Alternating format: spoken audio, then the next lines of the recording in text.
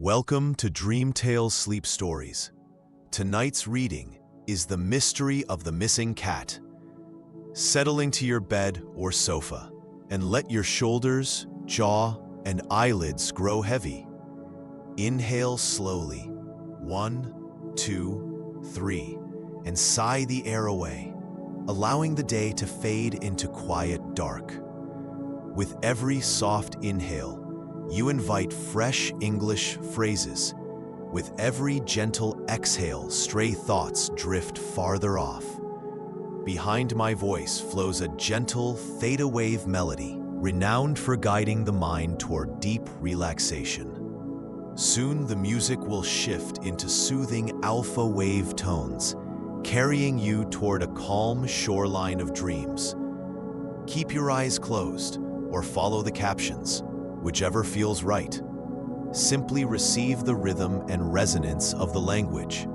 Deep in rest, tonight's phrases will take root like seeds, ready to bloom into stronger English skills with the morning light. When you feel settled, hold that unhurried breath and allow yourself to drift into the tale. The mystery of the missing cat begins now, and when the story's final line has faded, the music will linger a little longer, carrying you gently deeper into sleep. The mystery of the missing cat. Sarah and Tom had been best friends since they were 8 years old. They lived on the same street in a small town called Millbrook, where everyone knew everyone else's name. Sarah was a tall girl with curly brown hair who loved reading detective stories. Tom was shorter than Sarah, with black hair and bright green eyes. He was very good at noticing small details that other people missed. It was a sunny Thursday morning in October when Mrs. Henderson knocked on Sarah's door. Mrs. Henderson was their elderly neighbor who lived in the blue house at the end of the street. She had tears in her eyes and looked very worried. "Sarah, dear," Mrs. Henderson said, "have you seen Whiskers anywhere? He's been missing for 3 days now, and I can't find him anywhere." Whiskers was Mrs. Henderson's orange cat. He was a friendly cat who liked to sit in the sun and chase butterflies in the garden. Sarah had often seen Whiskers sleeping on Mrs. Henderson's front porch. "I haven't seen him recently," Sarah replied. "But don't worry, Mrs. Henderson. Cats sometimes go away for a few days and then come back home." However, Mrs. Henderson's face became even more worried. "That's not all, Sarah. I talked to other neighbors yesterday, and 3 more cats have disappeared this week. Mr. Johnson's black cat Shadow is missing, and so is the Wilson family's cat Mittens. Even Mrs. Park's cat Luna hasn't come home for 4 days." Sarah felt a chill run down her spine. 4 cats missing in 1 week was very unusual for their quiet neighborhood. "Don't worry, Mrs. Henderson," Sarah said with determination. "Tom and I will help you find Whiskers and the other cats." After Mrs. Henderson left, Sarah immediately called Tom. "We have a mystery to solve," she told him excitedly. "4 cats have disappeared from our neighborhood this week." Tom arrived at Sarah's house 20 minutes later, carrying a notebook and a pencil. "Tell me everything you know," he said seriously. Sarah explained what Mrs. Henderson had told her about the missing cats.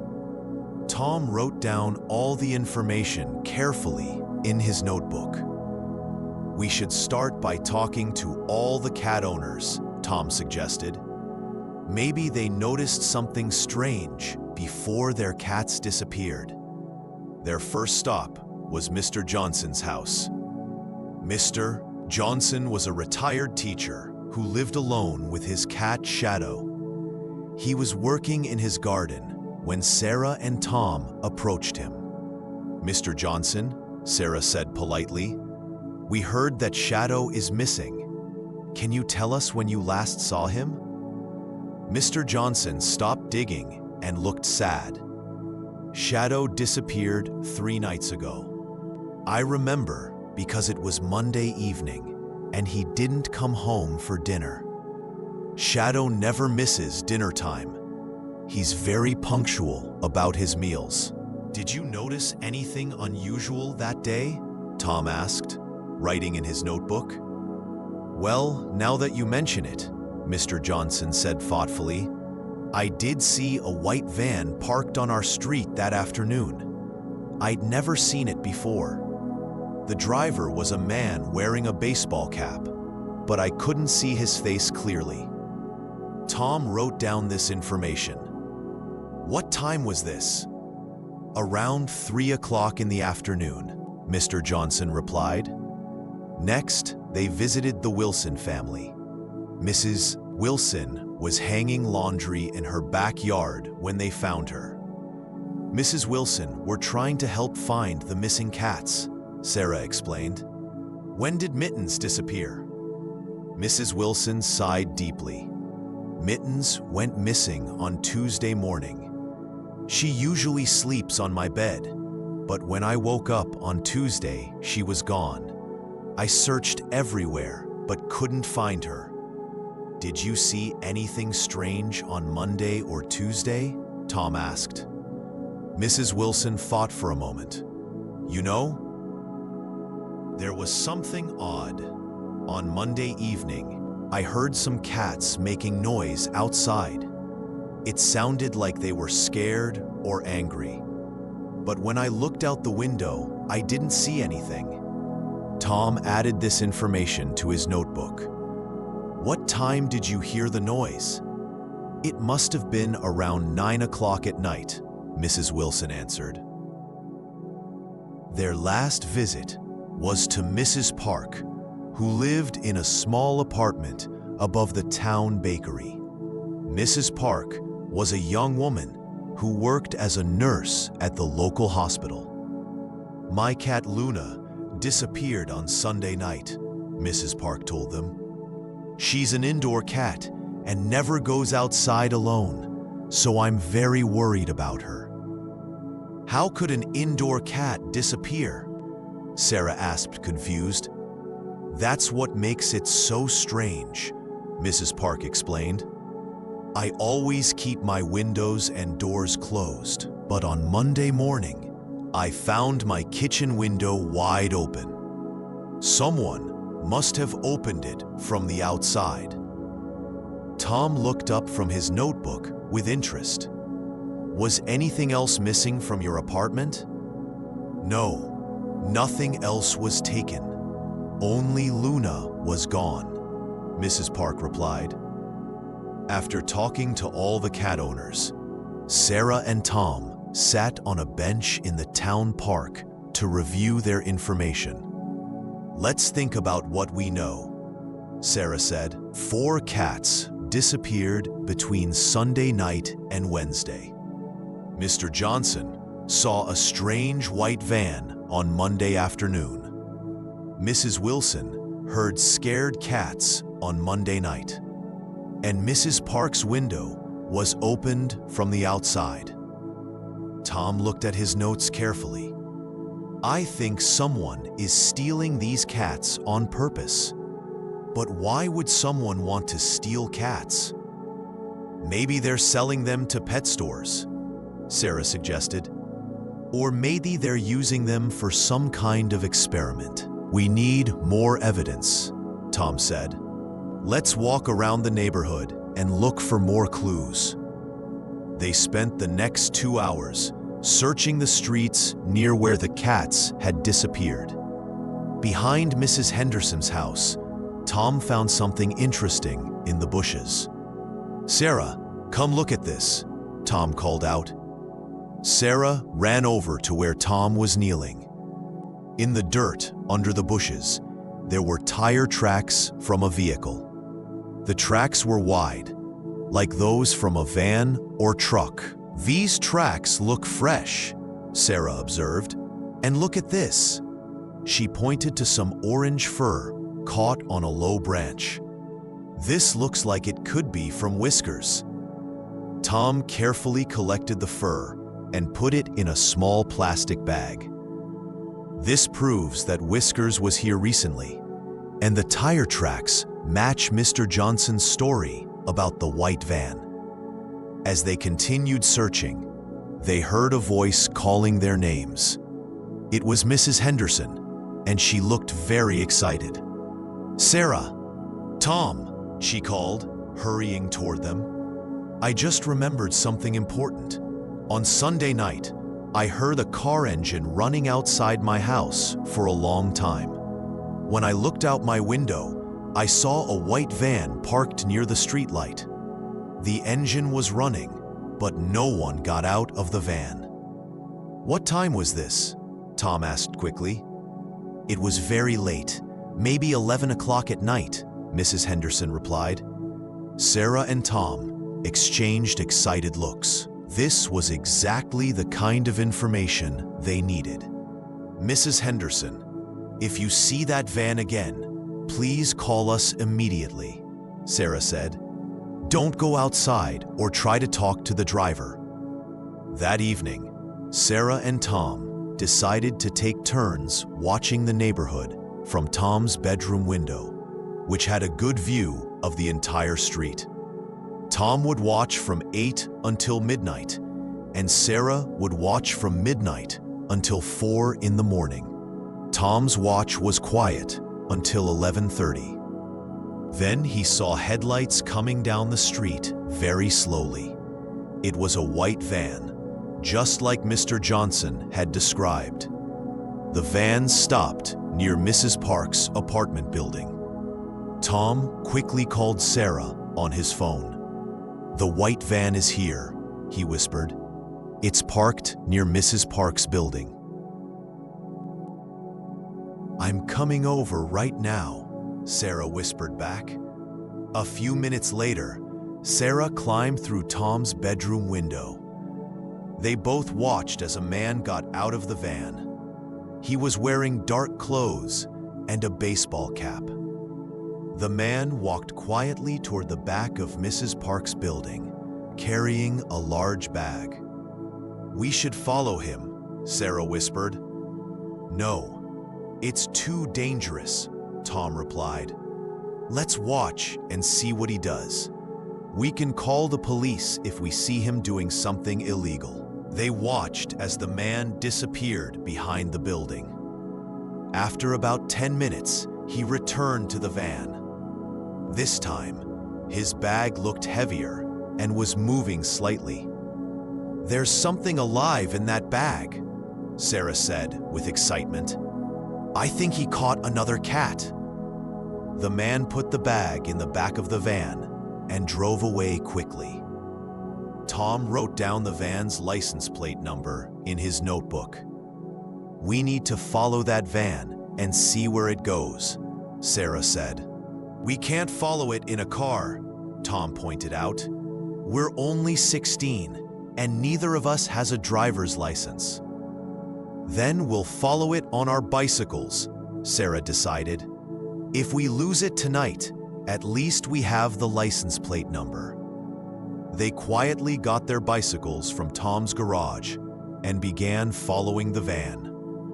The van was moving slowly through the neighborhood, so they were able to keep up with it easily. The van left the residential area and drove toward the industrial part of town, where there were several old warehouses and factories. Most of the buildings were empty and looked abandoned. The van stopped in front of a large, gray warehouse at the end of an empty street. The man got out and opened a large metal door. He carried the bag inside the warehouse and closed the door behind him. Sarah and Tom hid their bicycles behind some trash bins and carefully approached the warehouse. There were several windows along the side of the building, but they were too high to look through. "There's a ladder over there," Tom whispered, pointing to a fire escape ladder attached to the building. They climbed the ladder carefully and quietly until they reached a window on the second floor. Through the dirty glass, they could see inside the warehouse. What they saw made them both gasp with surprise. The warehouse was full of cages, and each cage contained a cat. They could see Whiskers, Shadow, Mittens, and Luna, along with at least 20 other cats. The man was putting the cat from his bag into an empty cage. Near the cages, there were boxes labeled pet store supplies and exotic animals. "He's stealing cats and selling them," Sarah whispered angrily. "We need to call the police right now," Tom said, taking out his phone. But before Tom could make the call, they heard footsteps coming up the fire escape ladder below them. The cat thief had heard them and was climbing up to catch them. "Run!" Sarah whispered urgently. They climbed down the other side of the fire escape as quickly as they could and ran toward their bicycles. Behind them, they could hear the man shouting and running after them. Sarah and Tom pedaled their bicycles as fast as they could through the dark streets. They didn't stop until they reached the police station in the center of town. The police station was still open, and Officer Martinez was working the night shift. Sarah and Tom burst through the front door, breathing heavily from their bicycle ride. "Officer Martinez," Sarah said urgently, "we found the person who's been stealing cats from our neighborhood." Officer Martinez looked surprised to see two teenagers at the police station so late at night. "Slow down and tell me what happened," he said calmly. Tom and Sarah took turns explaining everything they had discovered. Tom showed Officer Martinez his notebook with all the information they had collected, including the license plate number of the white van. "You two have done excellent detective work," Officer Martinez said with admiration. "But you shouldn't have followed the thief by yourselves. That was very dangerous." "We know, but we were worried about the cats," Sarah explained. "There are more than 20 cats in that warehouse, and they all looked scared and hungry." Officer Martinez called for backup and asked Sarah and Tom to ride with him to the warehouse to show him the exact location. When they arrived at the warehouse, there were 3 police cars waiting. The officers surrounded the building and knocked loudly on the front door. "Police, open the door!" There was no answer, so the officers broke down the door and went inside. They found the cat thief trying to escape through a back window, but he was caught immediately. Inside the warehouse, the police discovered exactly what Sarah and Tom had reported. There were 26 cats in cages, including the 4 missing cats from their neighborhood. The thief had been stealing cats from several different towns and selling them to illegal pet stores in the city. The cat thief turned out to be a man named Robert Stevens. He had been caught stealing pets in other cities before, but this was the first time he had been caught with so much evidence. Officer Martinez arrested Robert Stevens and called animal control to help rescue all the cats. Each cat was checked by a veterinarian to make sure they were healthy, and then they were returned to their owners. Mrs. Henderson was so happy to have Whiskers back that she cried with joy. She hugged Sarah and Tom and thanked them many times for their brave detective work. "You two are real heroes," she said. "Without your help, I might never have seen Whiskers again." Mr. Johnson, Mrs. Wilson, and Mrs. Park were equally grateful to have their cats back safely. The whole neighborhood heard about Sarah and Tom's adventure, and everyone praised them for their courage and intelligence. The next week, Officer Martinez visited Sarah and Tom at school to present them with special certificates for good citizenship. "You two solved this case better than many professional detectives," he told them. "You observed carefully, collected evidence, and worked together as a team."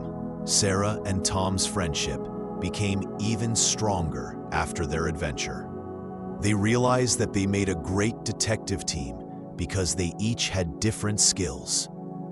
Sarah was good at asking questions and thinking about motives, while Tom was excellent at noticing small details and organizing information. "We should start our own detective agency," Tom suggested jokingly as they walked home from school. "The Sarah and Tom Detective Agency," Sarah laughed.